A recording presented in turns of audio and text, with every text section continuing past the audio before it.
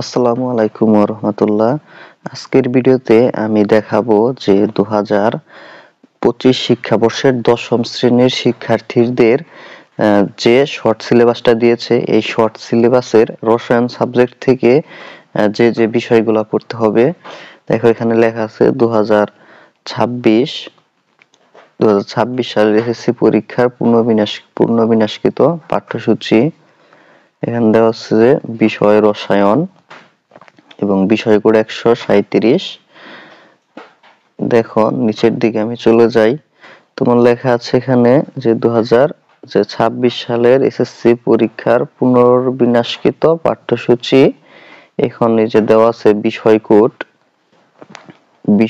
বিষয় দেখো রসায়ন পত্র, বিষয় কোড 137, পূর্ণ নম্বর 100 এবং এখানে দেওয়া আছে তৃতীয় নম্বর 75, ব্যবহারিক নম্বর 25। আসলে তোমাদের পরীক্ষা হবে, তোমার পরীক্ষায় 75 নম্বরের তোমাদের পরীক্ষা হবে আর লিখিত পরীক্ষা হবে 25। এই হলো পূর্ণ নম্বর 100।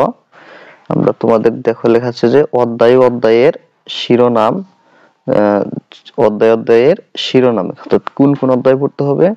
এই যে লেখা আছে যে তৃতীয় অধ্যায়ের নাম হলো পদার্থের গঠন। এই অধ্যায়টা পড়তে হবে। তোমরা এই অধ্যায়টি পড়লে এই যে বিষয়গুলো শিখতে পারবে। মৌলের ল্যাটিন ও ইংরেজি নাম থেকে তাদের প্রতীক লিখতে পারবে। মৌলিক ও স্থায়ী কণিকাগুলোর বৈশিষ্ট্য বর্ণনা করতে পারবে। পারমাণবিক সংখ্যা, ভর সংখ্যা, আপেক্ষিক পারমাণবিক ভর ব্যাখ্যা করতে পারবে। এরপরে আপেক্ষিক পারমাণবিক ভর থেকে আপেক্ষিক আণবিক ভর হিসাব করতে পারবে। পরমাণুর ইলেকট্রন, প্রোটন ও নিউট্রন হিসাব করতে পারবে। আইসোটোপের, এইখানে লেখা আছে আইসোটোপের ব্যবহার ব্যাখ্যা করতে পারবে। আরো যে টপিকগুলো আছে এই যে তোমরা এখান থেকে এই পর্যন্ত দেখে নাও। আর তোমাদের এই যে এই পাশে যে লেখা আছে কি পাঠের শিরোনাম, যে মৌলিক ও যৌগিক পদার্থ, তারপরে পরমাণু ও অণু, তারপরে মৌলের প্রতীক লেখা আছে, সংকেত। তার মানে এইখান থেকে এই পর্যন্ত একদম তোমার যে টপিকগুলো আছে এগুলো দেখে নাও। সংকেত, পরমাণুর সাংগঠনিক কণা, পারমাণবিক সংখ্যা, ভর সংখ্যা, পরমাণুর মডেল, রাদারফোর্ডের পরমাণু মডেল, বোর পরমাণু মডেল, পরমাণুর শক্তি স্তর, ইলেকট্রন বিন্যাস, উপশক্তি স্তরের ধারণা, পরমাণুতে ইলেকট্রন বিন্যাসের নীতি, ইলেকট্রন বিন্যাসের সাধারণ নিয়মের কিছু ব্যতিক্রম, আইসোটোপ, তারপর পারমাণবিক ভর বা আপেক্ষিক পারমাণবিক ভর। ঠিক আছে, এগুলো তোমরা ব্যাখ্যা করতে পারবে। এর পরবর্তীতে আমি তোমাদের অন্য যে অধ্যায়টা পড়তে পড়ে দেখাই। নিচের দিকে চলে গেলাম। তাহলে এটা কি, এটা কোন অধ্যায়? তৃতীয় অধ্যায় আছে তোমাদের সিলেবাসে। এর পরবর্তীতে আছে যে চতুর্থ অধ্যায়, অর্থাৎ অধ্যায়ের নাম হলো পর্যায় সারণী। এই অধ্যায়টা পড়তে হবে। তোমার এই যে বিষয়গুলো এখান থেকে শিখতে পারবে তা হলো এই যে তোমার পর্যায় সারণীর বিকাশের পটভূমি, তারপরে এই যে মৌলের সর্বোচ্চ শক্তি স্তর, ইলেকট্রন বিন্যাসের সাথে পর্যায় সারণীর প্রধান গ্রুপগুলো সম্পর্কে নির্ণয় করতে পারবে। তার মানে তোমাদের এই যে এই টপিকগুলো পড়তে হবে, যে দেখো এখানে এই সবগুলো টপিক পড়তে হবে। আমি শুধু অধ্যায়গুলো দেখাচ্ছি। চতুর্থ অধ্যায়ের পরে তোমাদের পড়তে হবে পঞ্চম অধ্যায়, এটা তোমাদের সিলেবাসে আছে, রাসায়নিক বন্ধন।